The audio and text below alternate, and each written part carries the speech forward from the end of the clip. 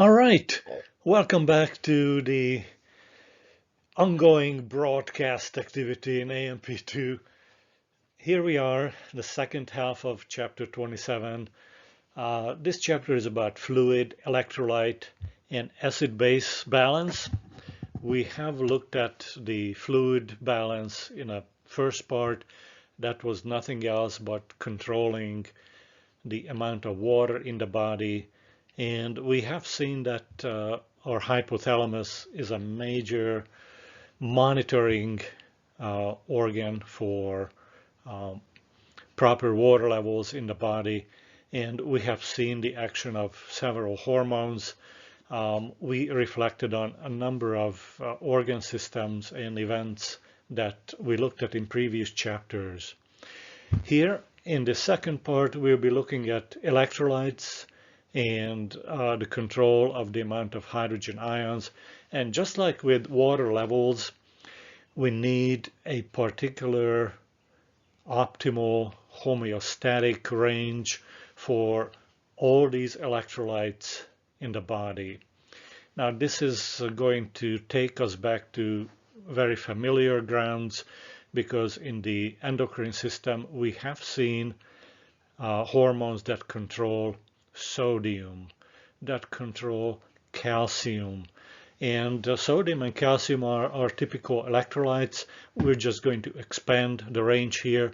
And the general course of this part of the chapter will be, we're going to name an electrolyte, name a particular function or a series of functions for them to justify why are we taking a closer look. And then we look at how is this homeostasis maintained. The general justification of including electrolytes in this control chapter is the functions that we have seen before, controlling movement of water between body compartments. Think back for a minute what's happening in the proximal convoluted tubule. How do we reabsorb water? We need to move electrolytes, especially sodium, but in that set of events in a proximal convoluted tubule, we have seen movement of chloride, we have seen movement of potassium, and movement of those electrolytes, reabsorption of those electrolytes in a proximal convoluted tubule sets the table for the osmosis of water. So that's a very recent, really good example of how electrolytes can be exploited to move water. We will be exploring this acid-base balance. We'll be talking about phosphate and bicarbonate, especially as electrolytes. And this is coming up. Carrying electrical current. Well, we have seen a tremendous exposure to this in chapter 10 in AMP1, the role of sodium flow to control muscle contraction.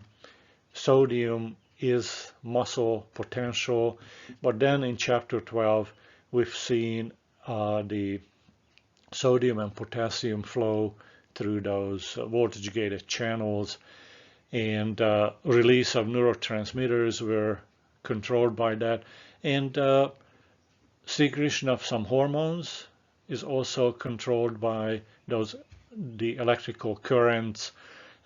Think about, maybe most importantly, the hypothalamus, where neurons are secreting ADH and oxytocin. So those hormones are the good example, as the best example, where electrical current in a neuron is directly controlling the release of those hormones. We haven't said a whole lot about this last role. We're going to mention one place here in our list of electrolytes. Many enzymes, which are proteins, need electrolytes as cofactors. And again, we're just going to mention one example that will be good enough. Although if you consider the clotting factors in the extrinsic or intrinsic pathway of clot formation. All those factors are enzymes, and we did mention there that calcium was needed excuse me, for the activity of those clotting factors.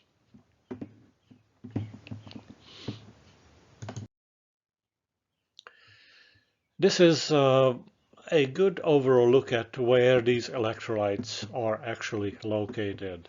So let's take a look at maybe the most familiar examples here, sodium and potassium. The distribution of these electrolytes are like night and day. Sodium is mostly in the extracellular fluid plasma or the interstitial fluid, very little inside the cell. Potassium is mostly inside the cell. Way back in chapter 3, we mentioned the first time the sodium-potassium pump. That pump shoves sodium ions out of the cell and shoves potassium ions into the cell. Well, here is the result of that. We exploit the high sodium concentration outside in several secondary active transport processes, but this distribution is primarily the result of that active pumping of sodium and potassium ions. When we look at calcium, we can barely see the calcium levels in intercellular fluid. Calcium is mostly outside the cell. A lot of calcium is present in our body, not inside the fluid, but locked up in bone and teeth. So this column should be a lot higher, but again, here we're looking at only the fluids in the body. Magnesium, well, this we haven't spoken about in a long time, since chapter 2. Magnesium is mostly located inside the cell. This is one of those electrolytes that serve as cofactors for enzymes. Again, we'll say a few more things about that later. Chloride is passively following the movement of sodium, and wherever sodium goes, chloride goes too, so most chloride ions are outside the cell. Very little remains intracellularly. Bicarbonate is surprisingly evenly distributed inside and outside the cells, and because its role in pH maintenance, this will make a lot more sense when we talk about bicarbonate. And our last example here is phosphate. Look at this huge amount of phosphate inside the cell. Phosphate ions are tremendously important for pH balance inside the cell, but we see also a lot of phosphate in ionized form in organic materials such as DNA, RNA, and the rest.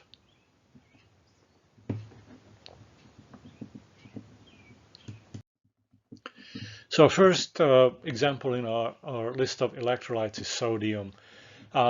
This is the most abundant extracellular ion in fluids.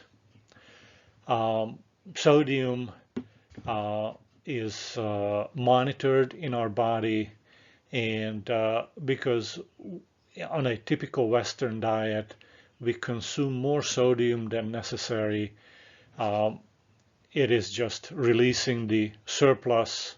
That is a typical process in our daily activities.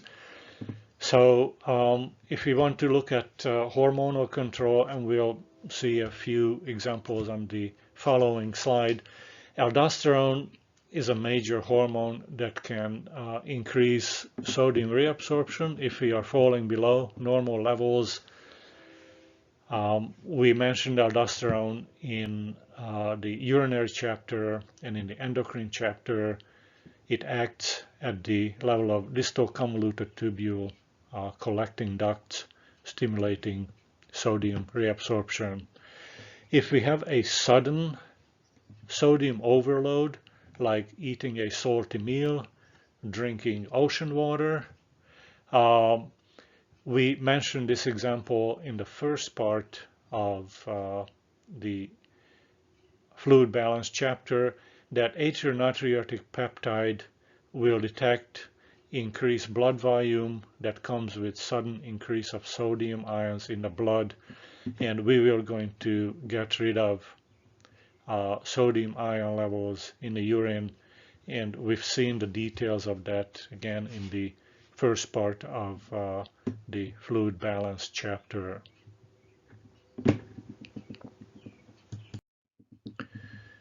It's sodium where we look at the greatest detail. So what could be the negative effects of having too much sodium, hypernatremia, or having too little sodium, hyponatremia? So here is the case of hypernatremia. Sodium accumulates in bodily fluids. The effect of that is edema, general swelling, and this is most detectable on the limbs because interstitial fluid will be accumulating sodium, and water will be following wherever sodium goes, and so interstitial fluid volume will increase, causing the swelling, edema. Now, we have seen edema before with congestive heart failure. We've seen pulmonary and systemic edema develop. We have seen example of edema, fluid collected in different body parts developing if the lymphatic drainage is blocked. So this is now a fourth and very different reason for fluid accumulation in the body. And as you might imagine, diagnosing the cause of edema is very important for administering the right treatment for it. Why would sodium accumulate? We have so many mechanisms to get rid of excess sodium. Well, sodium can accumulate by renal failure. Think about what's happening in the renal corpuscle. Failure of the renal corpuscle, total damage to it, and this happens with long-term uncontrolled diabetes, long-term uncontrolled hypertension. Those glomerulus in the renal corpuscle are damaged and they shut down, and there's no more filtration. So the sodium ions that would be excreted through the urine is no longer available path. So no matter how much ANP is trying to get rid of sodium ions, our kidneys don't comply because there is no longer workable nephrons or enough nephrons to obey the command of ANP, and therefore sodium will accumulate in the body despite the effort of ANP to increase sodium excretion. The other reason is an overproduction of aldosterone. This is a disorder usually of the adrenal cortex where aldosterone is made, and aldosterone is made in excessive amounts. Too much of this hormone means that the distal convoluted tubule and collecting ducts are overstimulated, and sodium reabsorption is put into excessive high gear. All that surplus reabsorbed sodium will accumulate in interstitial fluid, causing edema. Hyponatremia can develop when there is some kind of a break or cessation in the activity of the adrenal cortex, and those cells are not secreting enough aldosterone. Without enough aldosterone, without the optimal amount of aldosterone in the body, sodium is allowed to leave through the urine, reabsorption is very, very low.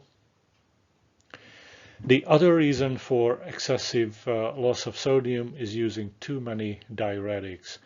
If you go back to the urinary chapter, whether it's a diuretic acting on the loop of Henle or a distal convoluted tubule, diuretics slow down sodium reabsorption. This is how they act, and that sodium is going to be lost from the body, will not be reabsorbed.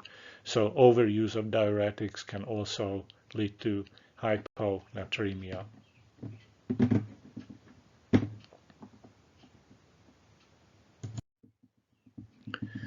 Chloride very often follows the movement of sodium. This movement we have seen in the proximal convoluted tubule details, where chloride was one of the first ions to electrostatically follow sodium reabsorption, and so, chloride can move through channels, sometimes can move through in between the cells. The regulation of chloride is totally passive because it follows sodium, so aldosterone is the indirect regulator of chloride levels in the body. One place where we have mentioned the role of chloride ions kind of cryptically in the production of hydrochloric acid in the stomach. We need hydrochloric acid to provide that low pH for pepsin, gastric lipase, and without chloride ions we could not make hydrochloric acid for our digestive system.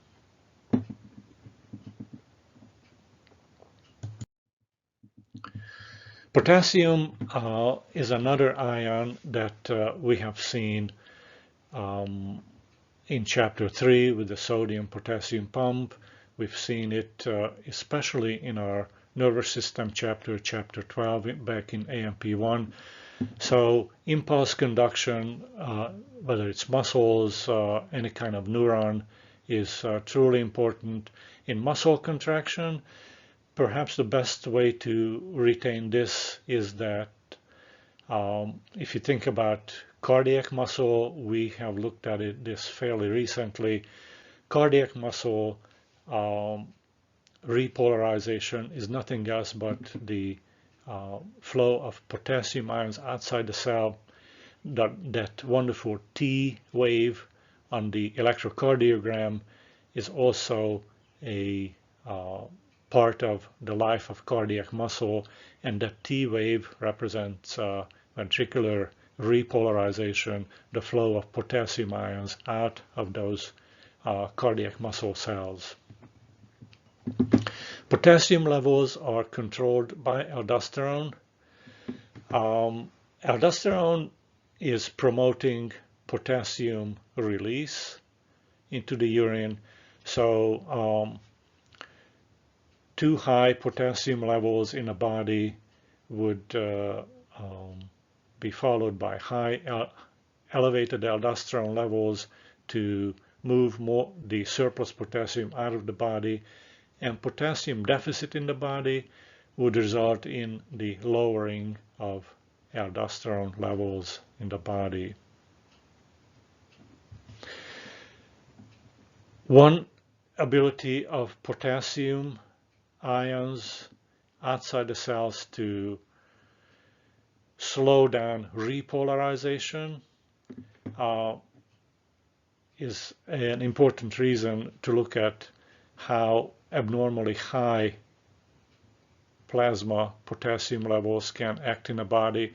So during the repolarization, we expect potassium ions to escape to the outside of the cell. Abnormally high plasma and interstitial fluid potassium levels would slow that repolarization, and that would act on our nervous system, slowing it down, and on our heart muscle, slowing it down too. So this is a major reason why to keep an eye on potassium levels in bodily fluids. Bicarbonate is a totally different ballgame. Bicarbonate is tremendously important in maintaining body pH, whether in extracellular fluids, inside the cells as well. So we will detail that role of bicarbonate. We have seen role of bicarbonate in the respiratory system. This is the major transporter of carbon dioxide. Carbon dioxide is the waste product. We need to take this out of the tissues. And if you remember, carbonic anhydrase enzyme inside the red blood cell turns carbon dioxide into bicarbonate, and all that bicarbonate is loaded into the plasma for transport. Our kidneys, and we have seen this in the urinary chapter, they regulate bicarbonate. So in the distal convoluted tubule collecting ducts, we have intercalated cells, and a group of cells can create more bicarbonate levels and stashed in the blood if bicarbonate levels are too low. And we have another group of intercalated cells, as we mentioned it in the urinary chapter, that removes excess bicarbonate secreted into the urine. So these intercalated cells in our nephrons are tremendously important. No hormonal influence. This is very, very weird, very unusual. These intercalated cells are programmed genetically to keep an eye on the bicarbonate levels and adjust it whatever way these intercalated cells feel like.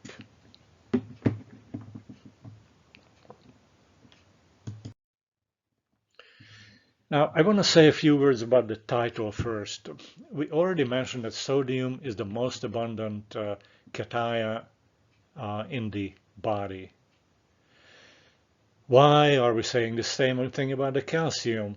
Well, calcium is the most abundant ion, but this ion is locked up mostly in solid tissues such as bones and teeth. When it's in extracellular fluids, it is a minor component. Again, the most abundant ion title comes because of the huge amount of calcium locked up in bones and teeth. We mentioned the role of calcium a number of places, from blood clotting, release of neurotransmitters from the synapses, and muscle function. If you remember, the increased muscle force can be regulated by releasing of more calcium into the sarcomere, and so the muscle tone, muscle force can be regulated by calcium levels. How is calcium maintained at its optimal level? It's all up to parathyroid hormone. I know way back in the endocrine system we mentioned calcitonin. Here we're just going to focus on parathyroid hormone. So when we have calcium deficit and we lose calcium constantly through the urine flow, when we reach too low critical levels of calcium, we have parathyroid hormone to act at 3 points in the body. Stimulates osteoclasts to excavate calcium from bone. Parathyroid hormone steps up vitamin D, calcitriol production, and that calcitriol will lead to increased calcium absorption from the small intestine. And parathyroid hormone directly goes to the distal convoluted tubule. You can look this up by looking back at the tubular reabsorption in the urinary chapter. And there's a special active transporter for calcium that can be turned on and revved up by parathyroid hormone, and we will be moving more calcium back into the blood from the filtrate in our nephrons.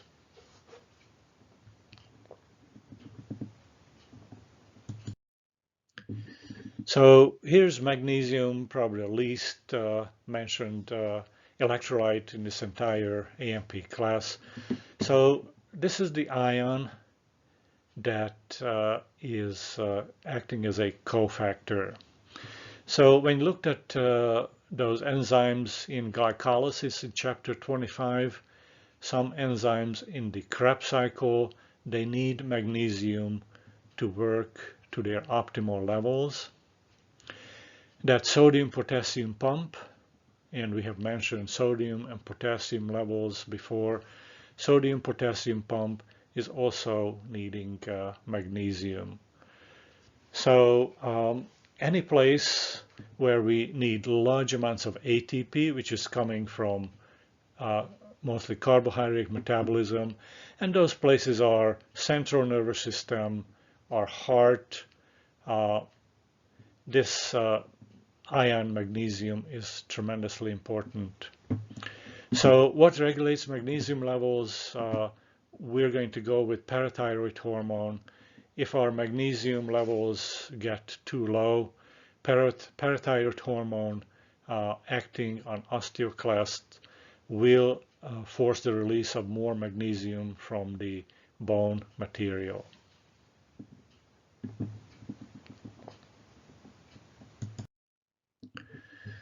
Phosphate is something that we mention sporadically. Take a look at the names that include the word phosphate. Phospholipids. We mentioned this back in chapter 3, major component of cell membranes. Adenosine triphosphate. We have mentioned this in chapter 25, how ATP can be made very quickly by just taking ADP and adding a phosphate group to it. We mentioned long time ago in chapter 2 that phosphate is a integral component of both DNA and RNA. So these are the organic molecules that among many other things need phosphate. I can add it here way back in the endocrine system, the way water-soluble hormones deliver their message to the cell are protein phosphorylation, adding phosphates to proteins. The inorganic aspects is coming from hydroxyapatite in bones and teeth. So we have phosphate either locked up in bones or teeth, or acting as part of organic molecules inside the cell. The inorganic portion of phosphate, and here you see monohydrogen phosphate, is very important in pH control. We'll go into greater details into the chemistry of the inorganic phosphate. How the optimal phosphate levels are regulated is up to parathyroid hormone. It's a little more complicated situation. Okay, parathyroid hormone goes to the osteoclast and instructs them to release more bone material.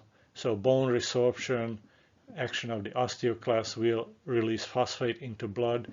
But parathyroid hormone makes our nephrons to excrete more phosphate. So this is kind of a wash. What makes a difference to the plus side is that parathyroid hormone, through the production of vitamin D, calcitriol, will increase phosphate absorption from the small intestine. So the net effect of parathyroid hormone, here's a plus, here's a minus, here's a plus. The net combined effect is a light increase of phosphate levels in the blood.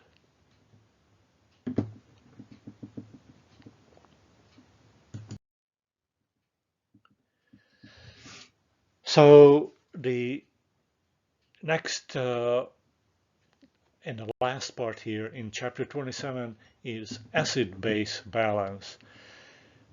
The way I structure this portion of the chapter is to concentrate on how to manage this huge excess of hydrogen ions that are coming from all cells, from all mitochondria as a consequence of making ATP.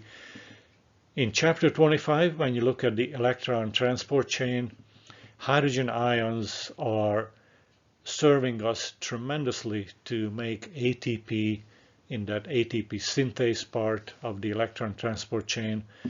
But then what are we going to do with all that hydrogen ion that is no longer used?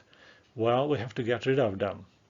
Why is that? Why can't we just keep hydrogen ion accumulating in the body and letting the pH drop low inside our body? The pH is maintained in a very tight range. Let's see why this needs to happen. And the answer is right here. Going all the way back to pH 2, we have stated that pH can change protein structure. And maybe one probably long forgotten aspect here came towards us in the respiratory system.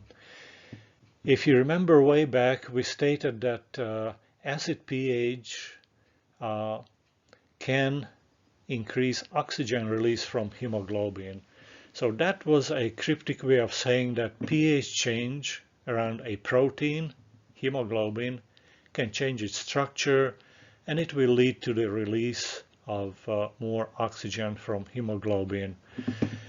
What's truly life-maintaining or life-threatening change in protein structure when pH changes is in our nervous system. Those voltage-gated channels are tremendously sensitive to hydrogen ion concentration. Too many hydrogen ions will depress nerve impulse formation in our nervous system, and that is a major reason why we need to keep pH in a very narrow range to prevent critical proteins change their function because of too high hydrogen ion concentration. So how do we keep this hydrogen ion concentration in this homeostatic range? So we have buffer systems. We can get rid of surplus hydrogen ions by exhaling. This is going to be really interesting.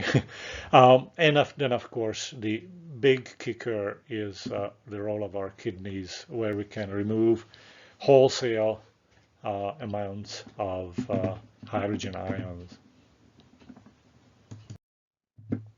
So let's take a look at the buffer systems. This is based on chemical interactions of the buffer chemicals with hydrogen ions. It's incredibly fast. It takes place in various fluids in the body and prevents rapid, drastic changes in pH. Disadvantage of this is that it can be exhausted fairly quickly, so we cannot keep using this day in and day out. For a few seconds, few minutes, this works great. After that, this will be exhausted. So let's take a look at these three buffer systems. So I'm going to switch to the next slide here. This is a text version, but let's see what in the world is happening here with proteins and phosphate, and just what the heck is this buffering is anyway. So buffering is nothing else but trapping free-floating hydrogen ions and immobilizing them.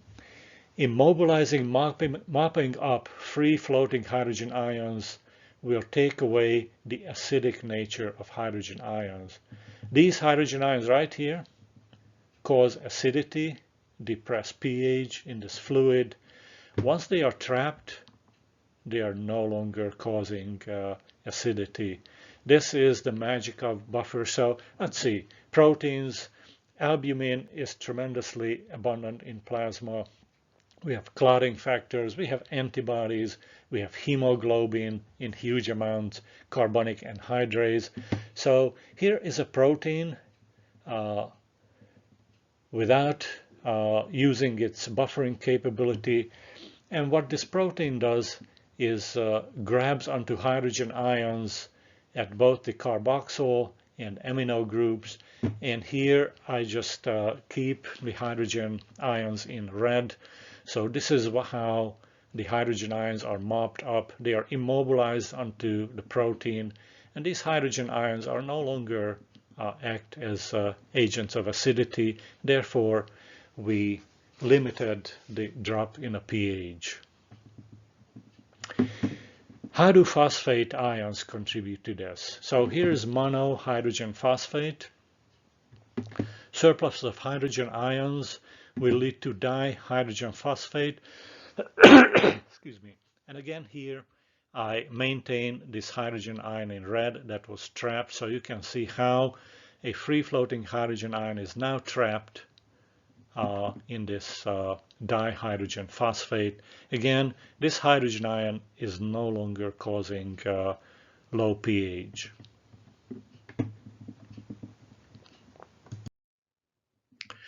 Here is the way of this chemical buffer system working, carbonic acid bicarbonate.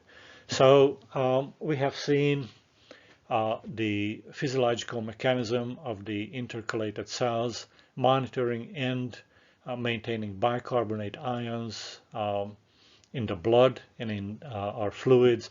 So here's bicarbonate ion, again limiting our look at the trapping of surplus hydrogen ions, because this is the main challenge in a normally functioning body. Here comes carbonic acid. So yet again, we are trapping a free-floating hydrogen ion, and the trapped hydrogen ion is no longer an agent of acidity. We moderated that pH drop by grabbing onto hydrogen ion, forming carbonic acid from bicarbonate and hydrogen ions.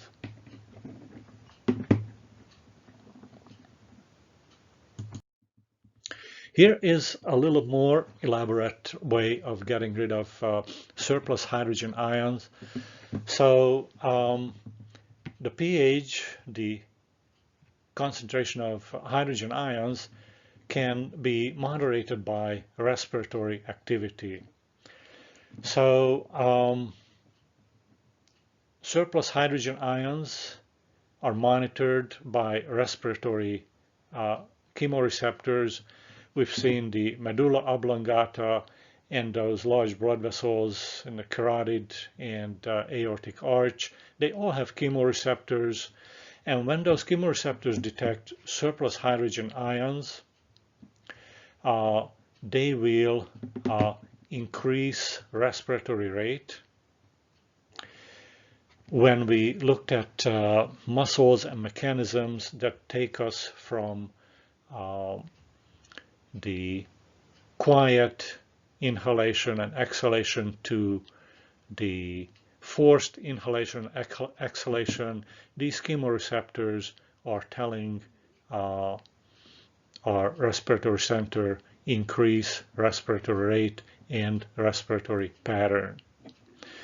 So I'm going to go to the next slide to show just how this exhalation, faster breathing rate is getting rid of hydrogen ions, because here we just detected it and okay, we are exhaling faster. We are not exhaling hydrogen ions per se, so how could this possibly work?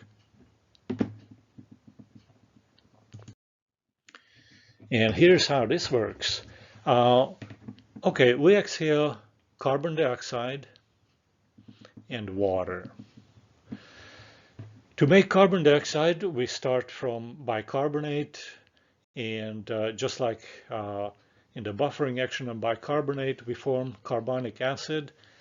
But in our lungs, thanks to carbonic anhydrase in the red blood cells, carbonic acid is further degraded to carbon dioxide. And then here's the kicker, water. This newly formed water by our red blood cells in our blood has this trapped hydrogen ion converted into water. So this is H2O. I just marked the red hydrogen. This is the trapped one. So this is how we can get rid of surplus hydrogen ions by increasing respiratory rate.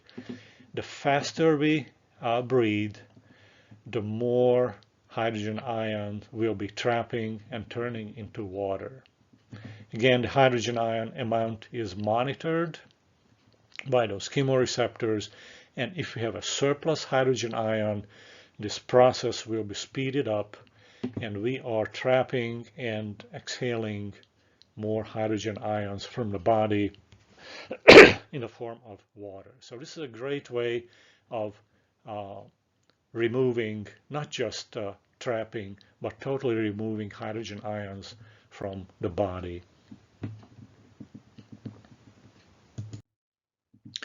And then the most efficient way of removing surplus hydrogen ions is happening in our nephrons.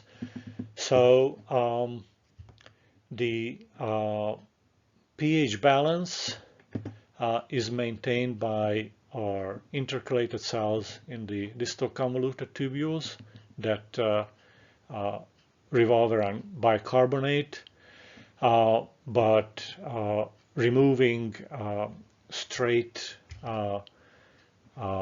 action is left to the filtration and the secretion activity in our nephron.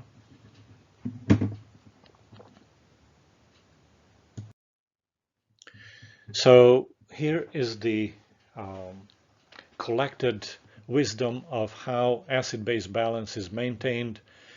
Again, we'll be looking at proximal convoluted tubule and the collecting ducts portion of our nephron. So this is all about action in the kidney. Let's see, proximal convoluted tubule. If you remember, sodium is reabsorbed very, very quickly there. That inflowing sodium into the proximal convoluted tubule cell, when it goes through antiporters, will lead to the removal, the secretion of hydrogen ions from the proximal convoluted cells into the filtrate. So secretion of hydrogen ions occur along the reabsorption of sodium ions. In the collecting ducts, intercalated cells are able to actively dump hydrogen ions into the tubular fluid, and this may lead to forming of bicarbonate. Our major focus here is that intercalated cells can secrete hydrogen ions, remove hydrogen ions from the body. So again, this is not a buffering action. With the removal of hydrogen ions, carbon dioxide can be absorbed, and that can be turned into bicarbonate in our intercalated cells, and bicarbonate will be moving into the blood. Some other intercalated cells are programmed to secrete bicarbonate ion. So imagine if we have surplus bicarbonate ions in the body, these intercalated cells will be monitoring it and removing bicarbonate ions into the filtrate, and chloride antiporters will help in this process. So when you look at these two different types of intercalated cells, they can adjust pH in a very, very finely tuned manner.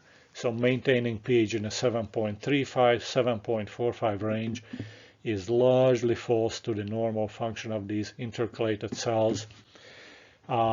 We can excrete excess hydrogen ions when the blood pH is too acidic, or if the blood pH is too high, we can remove the excess bicarbonate. So in these intercalated cells, these two groups of intercalated cells are really important for this maintenance of normal pH range.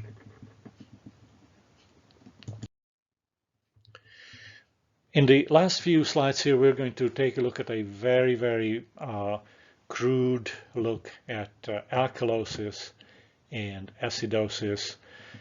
You see the two pH range extremes falling below the 7.35 value will lead to acidosis, and going above the 7.45 end of this range is called alkalosis. Our first example here is respiratory acidosis. So here the respiratory system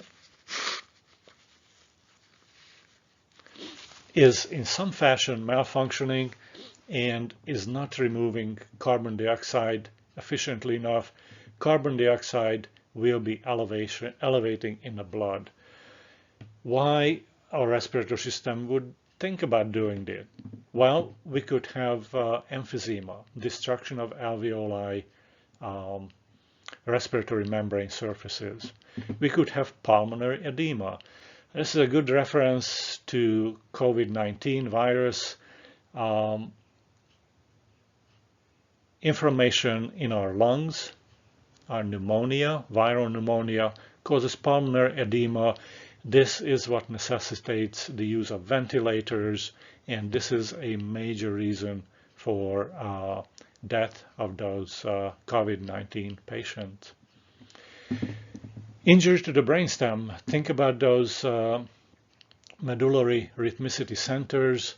If they are injured, those neurons may not be able to initiate inhalation frequently enough, and that again will lead to too high carbon dioxide levels in the blood. So high carbon dioxide levels in the blood will create more carbonic acid, and more carbonic acid will degrade into bicarbonate and hydrogen ions, and we will end up with a huge surplus of hydrogen ions in these conditions. So thank goodness our kidneys can compensate for it, so renal compensation is normal, and especially those intercalated cells will be secreting more hydrogen ion into the tubular fluid. Please ignore the treatment part of all these slides.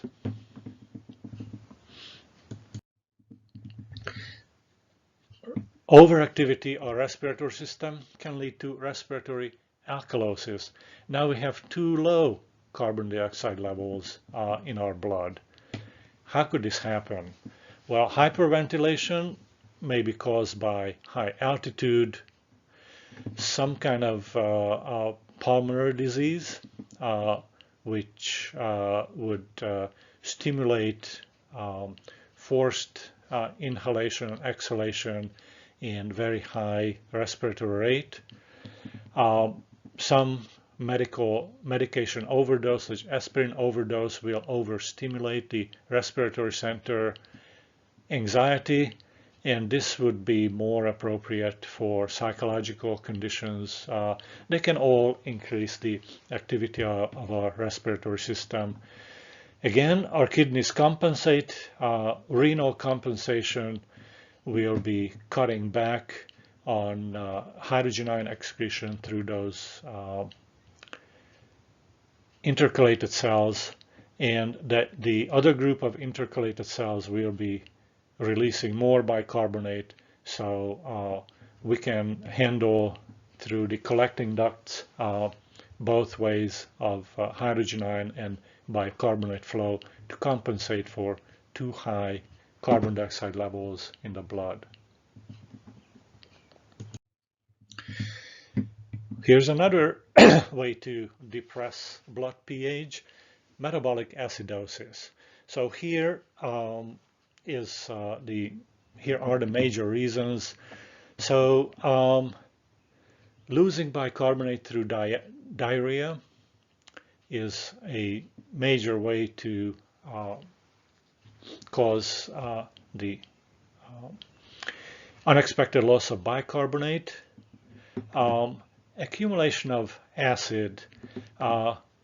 The chemicals that accumulate in our blood, whether you're on a ketogenic diet or whether in uncontrolled type 2 diabetes, those ketones are acidic in nature and they lock up bicarbonate ions to such a degree that we have metabolic acidosis, the loss of these buffering agents.